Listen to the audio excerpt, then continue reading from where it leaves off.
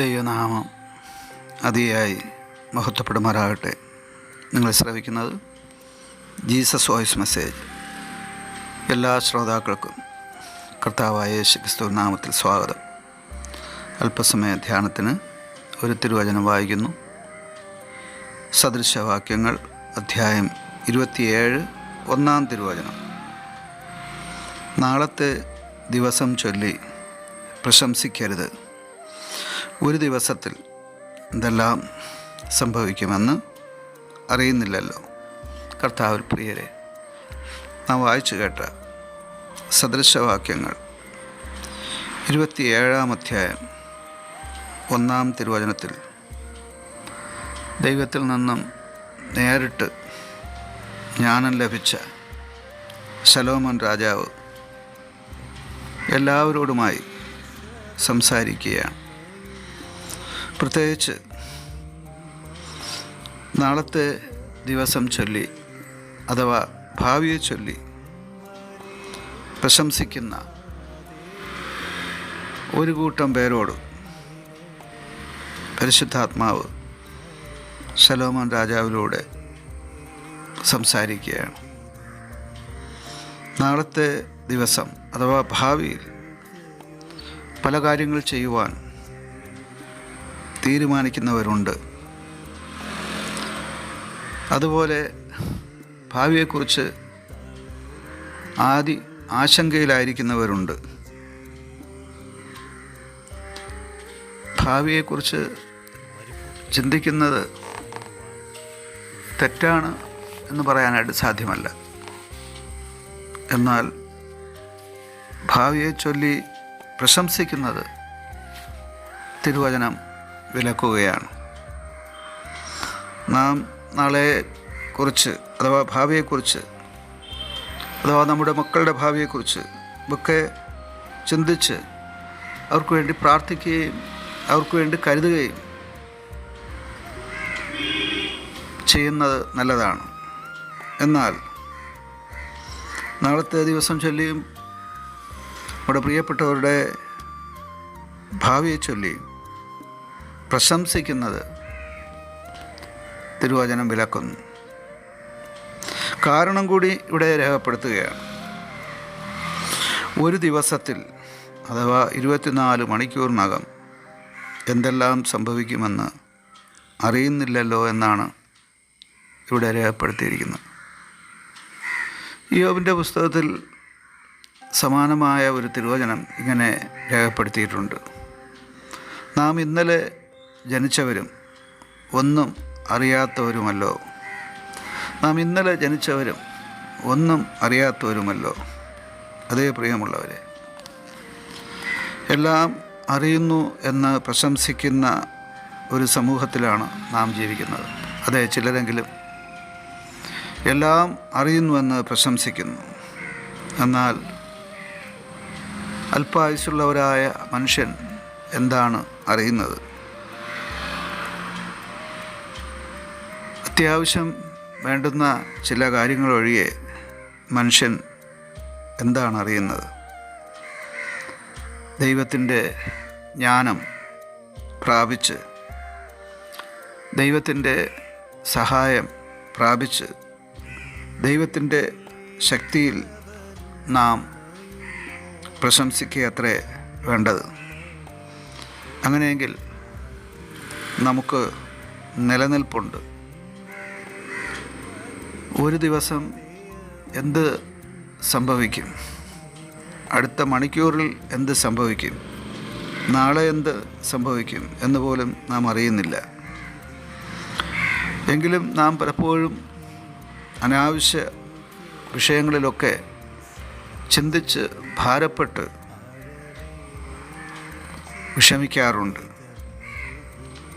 എന്നാൽ ഇന്ന് ദൈവവചനം പറയുന്നത് നാളത്തെ ദിവസം ചൊല്ലി പ്രശംസിക്കേണ്ടതില്ല എന്നാണ്.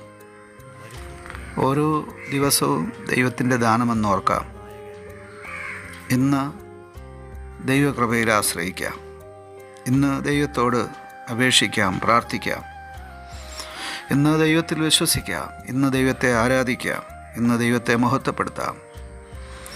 ഇന്ന് ദൈവത്തോടും മനുഷ്യരോടും ഉള്ള നമ്മുടെ കടമകളും കർത്തവ്യങ്ങളും നിർവഹിക്കുക.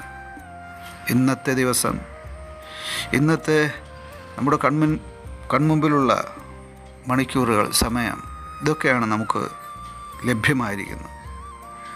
നാളെ, ഭാവിയിൽ അതെല്ലാം ദൈവകരങ്ങളിലാണ്. നമുക്ക് നമ്മെ തന്നെ സമർപ്പിക്കാം. ഈ വചനങ്ങളാൽ സർവശക്തനായ ദൈവം നിങ്ങളെ സമൃദ്ധിയായി അനുഗ്രഹിക്കുമാറാകട്ടെ. ആമേൻ.